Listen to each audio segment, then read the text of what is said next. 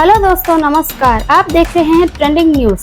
आपको रखे हर खबर से वाकिफ। चलिए देख लेते हैं फटाफट 5 मिनट में 25 खबरें। बीजेपी द्वारा उत्तर प्रदेश के पीलीभीत से सांसद वरुण गांधी का लोकसभा का टिकट काटे जाने के बाद कांग्रेस नेता अधीर रंजन ने कहा, वरुण को कांग्रेस में आना चाहिए, आएंगे तो खुशी होगी।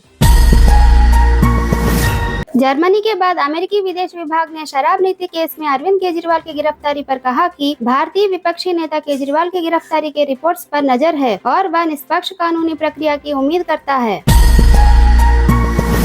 बिहार से पूर्व सांसद पप्पू यादव ने दावा किया है कि कांग्रेस में शामिल होते ही उनके वायु श्रेणी की सुरक्षा हटा दी गई है। उन्होंने कहा कि मुझे अपनी चिंता नहीं है, मेरी सुरक्षा से खिलवाड़ बीजेपी को बहुत भारी पड़ेगा। कथित दिल्ली शराब नीति केस में गिरफ्तार मुख्यमंत्री अरविंद केजरीवाल की याचिका पर बुधवार को हाईकोर्ट में होगी सुनवाई।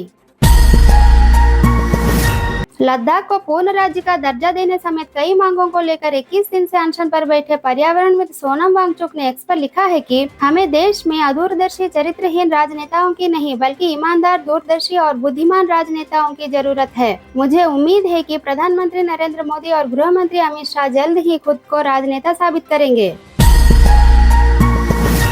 21 दिन से अनशन कर रहे सोनम वांगचुक को लेकर सपा अध्यक्ष अखिलेश यादव ने कहा कि पानी और नमक के सहारे अनशन करने वालों का महत्व बीजेपी क्या समझेगी। उन्होंने कहा कि बीजेपी के अहंकार ने उसके देखने, सुनने और समझने की शक्ति छीन ली है। यह बीजेपी का पतन काल है।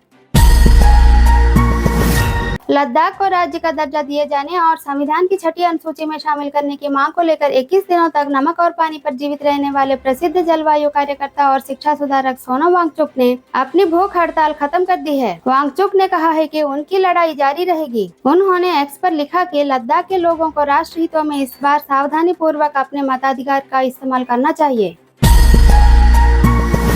बीजेपी ने हिमाचल प्रदेश में कांग्रेस पार्टी से बीजेपी में आए 6 अयोग्य विधायकों को उपचुनाव में बनाया अपना उम्मीदवार।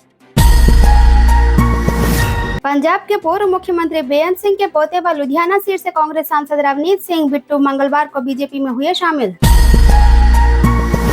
पंजाब में लोकसभा चुनाव 2024 के लिए 13 सीटों पर अलग अलग चुनाव लड़ेंगे बीजेपी और अकाली दल। माफिया मुख्तार अंसारी की सेहत को लेकर अस्पताल ने कहा कि पेट में दर्द और 4-5 दिनों से मोशन न होने की शिकायत के बाद उन्हें भर्ती किया गया है। फिलहाल उनकी हालत स्थिर है। वहीं मुख्तार के बेटे उमर अंसारी ने फेसबुक पर लिखा, पिता की हालत गंभीर है। शराब नीति केस में गिरफ्तार हुए मुख्यमंत्री अरविंद केजरीवाल ने ईडी की हिरासत से दूसरा सरकारी आदेश किया जारी। दिल्ली के मंत्री सौरभ भारद्वाज ने कहा कि अस्पतालों व मोहल्ला क्लिनिकों में दवाइयां उपलब्ध न होने व मुफ्त टेस्ट कराए जाने में समस्याओं को लेकर उचित कदम उठाए जाने का दिया आदेश। बिहार राज्य शिक्षा शोध एवं प्रशिक्षण परिषद द्वारा जारी आदेशानुसार शिक्षा विभाग द्वारा होली के बीच रखी गई ट्रेनिंग में शामिल न होने वाले शिक्षकों को चिन्हित कर उनका 1 सप्ताह का काटा जाएगा वेतन। तेलंगाना के पूर्व मुख्यमंत्री की बेटी व बीआरएस एमएलसी के कविता को दिल्ली शराब नीति मामले में राउस एवेन्यू कोर्ट ने 9 अप्रैल तक न्यायिक हिरासत में भेजा। अदालत में पेशी पर पहुंची के कविता ने कहा, यह मनी लॉन्ड्रिंग केस नहीं बल्कि राजनीतिक लॉन्ड्रिंग का मामला है, हम बेदाग निकलेंगे। यूएई के अखबार खलीज टाइम्स के मुताबिक सऊदी अरब इतिहास में पहली बार मिस यूनिवर्स पेजेंट में होगा शामिल।